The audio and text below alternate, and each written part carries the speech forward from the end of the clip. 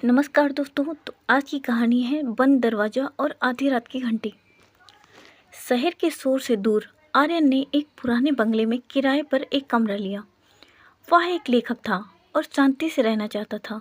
मकान मालिक मिस्टर खन्ना ने उसे चाबियां देते हुए सिर्फ एक हिदायत दी थी, ऊपर मंजिल के आखिरी कमरे को कभी मत खोलना, वह सालों से बंद है। शुरुआती के 3-4 दिन सब ठीक रहा।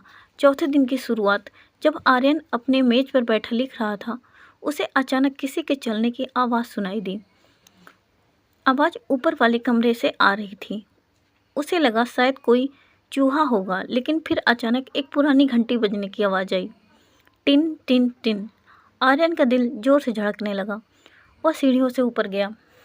पूरा गलियारा अंधेरे में डूबा था।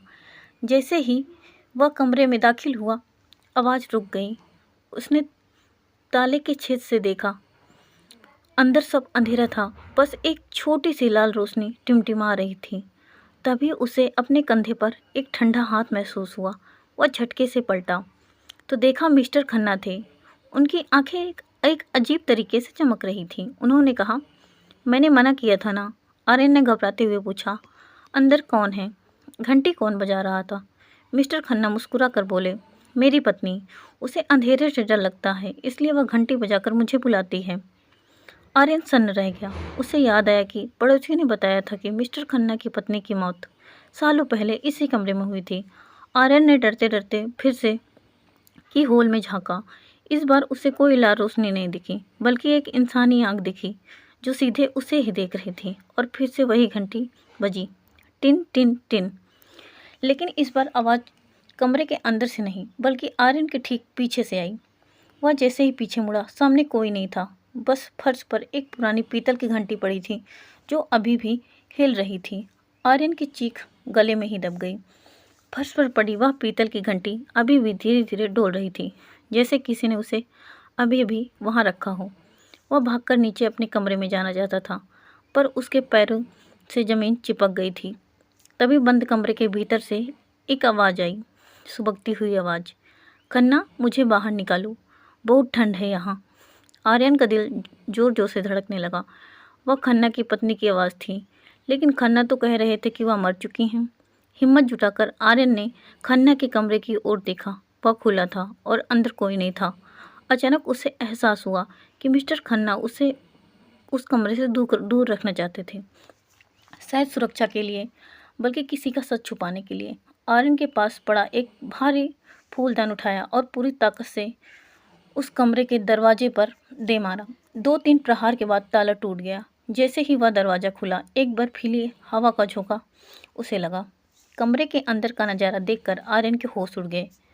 वह वहीं कोई भूत नहीं, बल्कि एक गुपचुप तहखाना था। दीवार पर मिस्टर खन्ना की पत्नी एक बड़ी सी तस्वीर टंगी थी, जिसके सामने लाल मोमबत्ती, वही रोशनी बुझने ही वाली थी। कमरे के बीचों बीच एक पुरानी मेज पर मिस्टर खन्ना बैठे थे।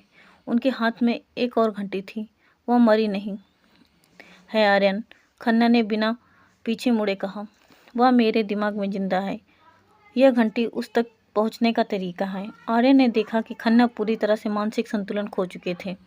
लेकिन तभी उस तस्वीर के पीछे से एक असली हाथ बाहर निकला और खन्ना के गले की ओर बढ़ा। वह हाथ पीला और बेजान था। तस्वीर के पीछे से एक छोटा सा गुप्त दरवाजा था, जहाँ से एक औरत अस्थियों का ढांचा मात्र बाहर रेंग रही थी। वह खन्ना की पत्नी थी, जिन्हें उन्होंने सालों से वहां कैद कर रखा था। आर्यन समझ गया कि असली राक्षस तो खन्ना थे, जिन्होंने अपनी पत्नी को मर चुकी घोषित कर दुनिया को छुपा दिया था।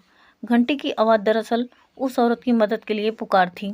जैसे ही वह औरत खन्ना तक पहुंची, अचानक पूरे कमरे की बिजली गुल हो गई। घोर अंधेरे में सिर्फ एक आवाज़ गूंजी, टिन टिन टिन, और उसके बाद एक भयानक चीख। अगली सुबह पुलिस को बंगला खाली मिला। मिस्टर खन्ना और वह औरत गायब थे। आर्यन को बस उस गलियारे में वही पीतल की घंटी पड़ी मिली। आज भी जब वह कहीं घंटी की आवाज़ सुनता है, तो उसके कंधे पर एक हल्की ठंडी सिहर दौड़ जाती है। तो दोस्तों, आपको कहानी कैसी लगी? कृपया हमारे चैनल को सपोर्ट करें। Thank you.